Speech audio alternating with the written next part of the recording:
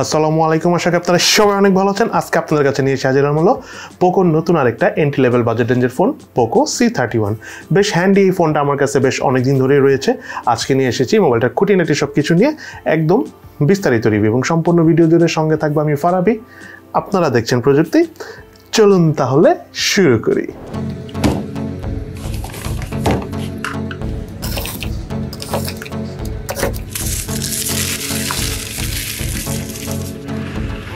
মোবাইলটির box কন্টেন্টে রয়েছে user manuals, সিম tray ejector, 10 ওয়াটের charger, micro USB charging cable,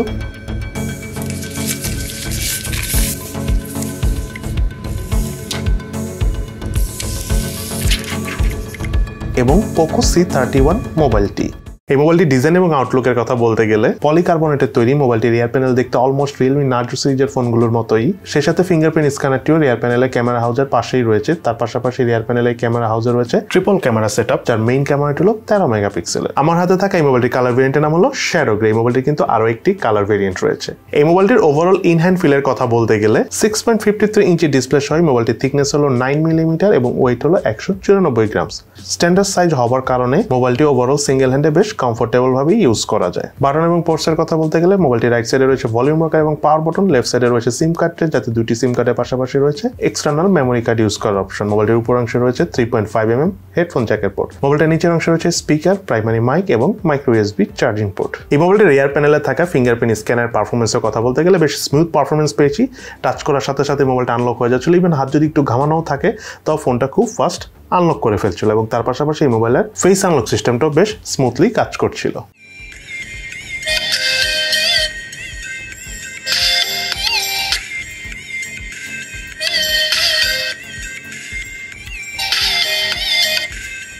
এই মোবাইলে থাকা সিঙ্গেল স্পিকারের সাউন্ড পারফরমেন্স আমার কাছে প্রাইস বিবেচনা ফোন হিসাবে ঠিকঠাকই লেগেছে। আমরা 100% ভলিউম দিয়েও সাউন্ড শুনেছি। মোস্ট অফ দ্য সং বা মোস্ট অফ দ্য সাউন্ডের ক্ষেত্রে আমরা কোনো প্রকার ডিস্টরশন পাইনি। ওভারঅল আমার কাছে ব্যালেন্সড এবং সাউন্ডের ক্রিসপিনেসটাও আমি আবারও বলতেছি প্রাইস বিবেচনায় ঠিকঠাকই লেগেছে। মোবাইলটিতে রয়েছে 6.53 ইঞ্চের সাইজের আইপিএস এলসিডি প্যানেলের ডিসপ্লে। এইচডি প্লাস রেজুলেশনের এই ডিসপ্লেটির স্পেসিফিকেশন হলো 1640x720 pixel. Display pixel density হলো 269 পিপিআই। ডিসপ্লের চারপাশে ভেজেল এরিয়াটা বেশ চিকন, তবে চিন এরিয়াটা একটু মোটা, কিন্তু সেটা প্রাইস বিবেচনা আবার ঠিকঠাকই আছে। ডিসপ্লে ঠিক উপরে সেন্টারে রয়েছে water drop selfie camera. Multitasking এর কথা বলতে গেলে বেশ ভালোই লেগেছে। অনেক হেভি অ্যাপ একসাথে ব্যাকগ্রাউন্ডে রান করে খুব ইজিলি সোয়াপ করে করে ইউজ করতে পেরেছি আমরা। সেই সাথে মোবাইলটিতে রয়েছে wide band L3 support. Overall এই মোবাইলের ডিসপ্লে পারফরমেন্সের কথা বলতে গেলে মাল্টিটাস্কিং পারফরমেন্স আমার কাছে আপ টু দ্য মার্ক লেগেছে এবং তার পাশাপাশি মিডিয়া কনজাম্পশন করে এই প্রাইস বিবেচনার ফোন হিসেবে ঠিকঠাকই লেগেছে। পোকো C31 এই মোবাইলটি রিয়ার প্যানেলে রয়েছে ট্রিপল ক্যামেরা সেটআপ, যার মধ্যে মেইন ক্যামেরাটি হলো 2.2 অ্যাপারচারের 13 মেগাপিক্সেলের ক্যামেরা। তার পাশাপাশি বাকি দুটি ক্যামেরা হলো 2.4 অ্যাপারচার করে 2 মেগাপিক্সেলের ম্যাক্রো সেন্সর ক্যামেরা এবং ডেপথ সেন্সর ক্যামেরা।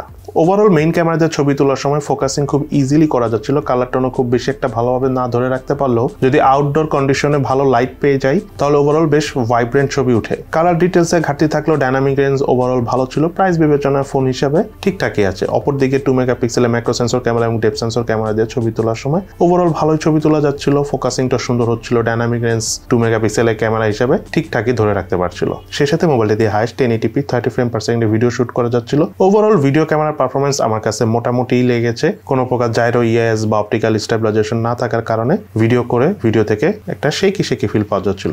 সেই সাথে মোবাইলটি দিয়ে টাইম ল্যাপসে ভিডিও শুট করার অপশনও রয়েছে। মোবাইলের ফ্রন্ট ফেসে রয়েছে 2.2 অ্যাপারচারের 5 মেগাপিক্সেলের সেলফি ক্যামেরা। ওভারঅল মোটামুটি লেগেছে আমার কাছে সেলফি ক্যামেরার পারফরমেন্স। সানলাইট কন্ডিশনে বেশ ভালো ছবি উঠে, বাট কালার ডিটেলস অত একটা ধরে রাখতে পারে না। ডাইনামিক রেঞ্জ আবার ওভারঅল ঠিকঠাক মতোই কাজ করছিল। তবে আমি আবারও বলতেছি এন্ট্রি লেভেল বাজেট রেঞ্জের ফোন হিসেবে এটা ঠিকঠাকই আছে। এই মোবাইলটিতে রয়েছে 4G সাপোর্টেড ডুয়েল সিম কার্ডের অপশন এবং সেই সাথে মোবাইলটিতে কিন্তু এক্সটার্নাল মেমোরি কার্ড ইউজ করার অপশন রয়েছে। এবং তার পাশাপাশি এই মোবাইলটি দিয়ে আমরা কল টেস্ট করে দেখেছি, কল কোয়ালিটি একদম ঠিক আছে। ওয়াইফাই 2.4 GHz এবং 5 GHz দুটোই সাপোর্ট করে এই ফোনে। সেন্সরসের কথা বলতে গেলে ইম্পর্টেন্ট প্রায় সব ধরনের সেন্সরসই এই মোবাইলটিতে রয়েছে। এই মোবাইলটির হার্ডওয়্যার কনফিগারেশনের কথা বলতে গেলে মোবাইলটিতে প্রসেসর হিসেবে রয়েছিল মিডিয়াটেক হেলিও G35। এটি একটি অক্টাকোর প্রসেসর, যার ট্রানজিস্টর সাইজ হলো 12 ন্যানোমিটার। মোবাইলটি বাংলাদেশ মার্কেটে একটি ভেরিয়েন্ট এসেছে এবং সেটি হলো 4GB RAM 64GB স্টোরেজ, যার র্যামের টাইপ হলো LPDDR4X এবং স্টোরেজ টাইপ হলো eMMC 5.1। এবং রাইট নাও এই মোবাইলটা বাংলাদেশ মার্কেটে আনঅফিসিয়ালি পাওয়া যাচ্ছে 11,500 টাকা থেকে 12,000 টাকার মধ্যে।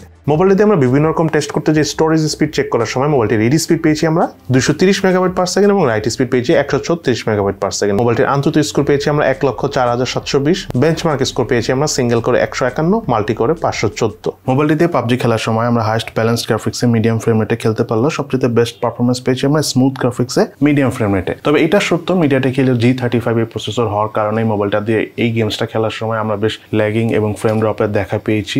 সামটাইমস জাইরো ডিলেও হচ্ছিল, যেটা খুবই স্বাভাবিক বিকজ এটা এন্ট্রি লেভেল বাজেট রেঞ্জের ফোন। তো আমি মনে করি আপনারা যদি হালকা পাতলা গেমস খেলে থাকেন দেন ঠিক আছে। অপরদিকে কল অফ ডিউটি গেমসটা আমরা হাইস্ট লো গ্রাফিক্সে হাই ফ্রেম রেটে খেলতে পারলো, সবচেয়ে বেস্ট পারফরমেন্স পেয়েছি আমরা লো গ্রাফিক্সে লো ফ্রেম রেটে। ওভারঅল আপনারা পাবজির থেকে কল অফ ডিউটি গেমসটা এই মোবাইলে খেলে বেশি ভালো ফিল করবেন। তার পাশাপাশি আপনারা অন্যান্য লাইট গেমস, ক্যান্ডি ক্রাশ বা সাবওয়ে সার্ফার্স টাইপ গেমসগুলো এই ফোনটাতে কমফোর্টেবল ভাবেই খেলতে পারবেন। এই মোবাইলটার হিটিং এর কথা বলতে গেলে আসলে লং টাইম মিডিয়া কনজাম্পশন করতে গেলে হালকা পাতলা হিট হয়। তার পাশাপাশি মোবাইল ডাটা দিয়ে যদি আমি ইন্টারনেট ইউজ করি থাকি তাহলে ফোনটা নর্মাল ওয়াইফাই থেকে একটু ফাস্ট হিট হচ্ছিল। তবে এই ফোনটা যেহেতু গেমিং ফোন না, সো আপনি যদি এক্সট্রিম লেভেলে গেম করেন তাহলে ফোনটা খুব ফাস্ট হিট হয়, ক্যামেরার এই পাশটাতে হিট হয়, তবে সেটা খুব বেশি হিট না, কিছুক্ষণ সময় দিলে আবার আগের মতোই ফোনটা ঠান্ডাও হয়ে যায়। POCO C31 এই মোবাইলটিতে রয়েছিল 5000 mAh ব্যাটারি এবং সাথে রয়েছে 10 ওয়াটের চার্জার। এই মোবাইলটি আমাদের সম্পূর্ণ চার্জ করতে 10 ওয়াটের চার্জার দিয়ে প্রায় 3.5 ঘন্টা থেকে 3 ঘন্টার মতো সময় লেগেছে। আমার কাছে মনে হয় একটু ফাস্টই মনে হচ্ছে। নর্মালি কিন্তু 5000 mAh ফোনগুলো 10 ওয়াট দিয়ে চার্জ দিলে প্রায় 3.5 ঘন্টার মতো লাগে, সেখানে 3.5 ঘন্টা আই থিঙ্ক ভালোই মনে হয়েছে। যাই হোক, এই ফোনটা আমরা মোটামুটি ধরেন যদি রাফ অ্যান্ড টাফ ইউজ না করে থাকি, হালকা পাতলা বেসিক ইউজ করে থাকি, তাহলে প্রায় 2 দিনের মতো চার্জ ব্যাকআপ পেয়েছি। কিন্তু হেভি গেমিং মাল্টিমিডিয়া কনজাম্পশন করে আমরা প্রায় 7 থেকে 8 ঘন্টার মতো চার্জ ব্যাকআপ পেয়েছি এই ফোনটি থেকে। মোবাইলটিতে অপারেটিং সিস্টেম হিসেবে রয়েছে অ্যান্ড্রয়েডের 10 ভার্সন এবং ইউআই হিসেবে রয়েছে MIUI 12 ভার্সনটি। এবার চলুন আমরা জেনে নিই এই মোবাইলের কি ল্যাকিংস অর্থাৎ দুর্বলতা রয়েছে এবং তার পাশাপাশি এই মোবাইলের কি বেস্ট সাইড অর্থাৎ ভালো দিক রয়েছে। প্রথমে চলুন আমরা জেনে নিই এই মোবাইলটার কি ল্যাকিংস অর্থাৎ দুর্বলতা রয়েছে। এই মোবাইলটার নাম্বার 1 ল্যাকিংস হলো এই মোবাইলটাতে যে অ্যান্ড্রয়েড ভার্সনটা রয়েছে সেটা হলো অ্যান্ড্রয়েড 10। এখন কিন্তু প্রায় সব ফোনে অ্যান্ড্রয়েড 11 দিয়ে আসে, বাট অ্যাজ এ নতুন ফিউশন হিসাবে এটা অ্যান্ড্রয়েড 10 দিয়ে এসেছে। এটা কিছুটা ল্যাকিংস, তবে এই ফোনটাতে অ্যান্ড্রয়েড 11 এর আপডেট আসবে, এটা আমরা কনফার্ম হয়েছি। হতে পারে কিছুদিন সময় লাগবে, MIUI 13 এর আপডেট আমরা এই ফোনটাতে পেয়ে যাবো, হয়তো 6-7 মাসের মতো টাইম লাগবে, বাট এখন থাকলে এটা ভালো হতো।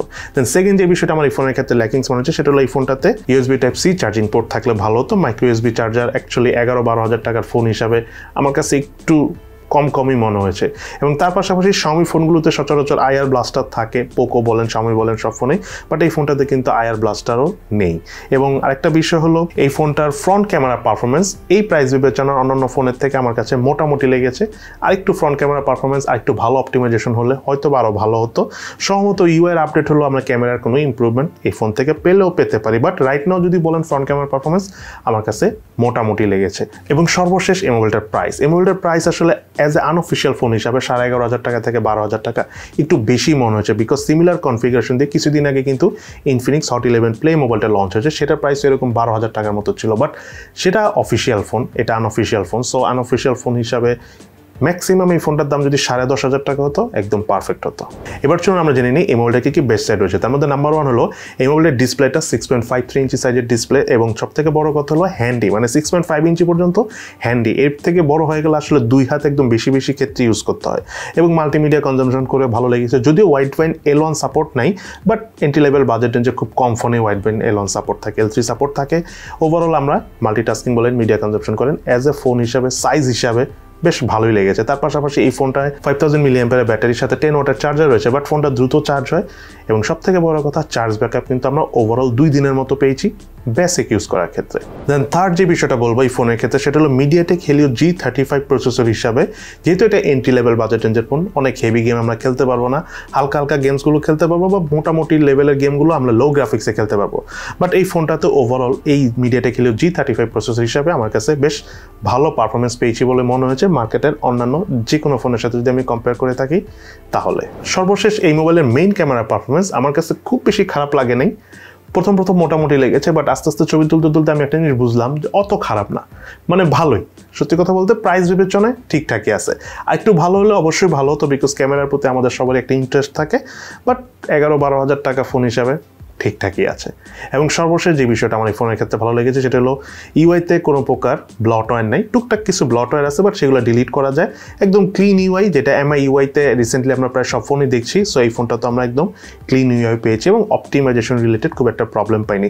সচরাচর এন্ট্রি লেভেল বাজেট যে তেমনও অপটিমাইজেশন রিলেটেড প্রবলেম খুব একটা ফোনে থাকে না, সেটা শাওমি বলেন, রিয়েলমি বলেন, যে কোনো কোম্পানি বলেন। সো এই ফোনটা তো আমরা সেরকম কোনো অপটিমাইজেশন ইস্যু পাইনি, আসলে সেরকম কি কোনো ধরনের অপটিমাইজেশন ইস্যু এই ফোনটা থেকে পাইনি। সো এই হলো POCO C31 নিয়ে আমাদের আজকের ভিডিও। কেমন লাগলো আপনাদের কাছে এই মোবাইলটি, এবং তার পাশাপাশি এই মোবাইলটির কোন দিকটি আপনাদের কাছে সবচেয়ে বেশি ভালো লেগেছে সেটা কিন্তু অবশ্যই ভিডিও নিচে কমেন্টস করে জানাবেন। সো সবাই ভালো থাকেন, সুস্থ থাকেন এবং আমাদের জন্য দোয়া করবেন। ইনশাআল্লাহ দেখা হবে ফিউচারে।